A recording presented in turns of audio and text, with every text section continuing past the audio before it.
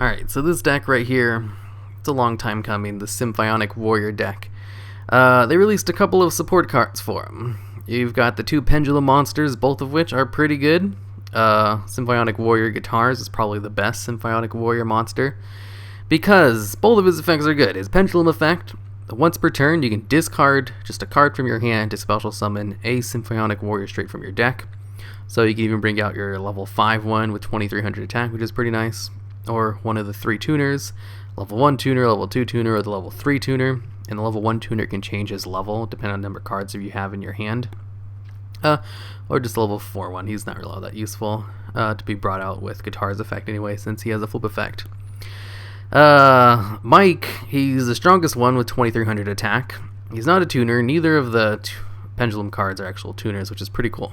So they'll just get sent to the extra day and you can bring them out later if you have them in the scales to actually use some what are they called? Pendulum summons. His effect is during the end phase, if this card's out on the field as a, one of the scales, you can just add one of your removed from play Symphonic Warrior monsters to your hand.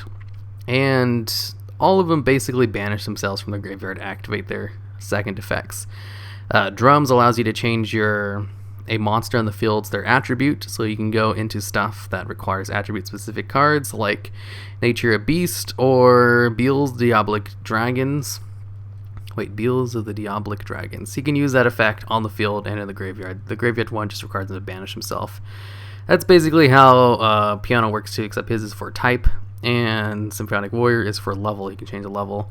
In Sizers, he can actually special summon one of the Symphonic Warriors from the graveyard if he banishes himself. So they'll have really good banish effects. Well, not really good. Pianos isn't all that great. Neither is Basses, but Drums and Caesars are pretty good because there's a couple of really good cards that require specific attribute stuff. And the rest of the deck just revolves around bringing out these cards.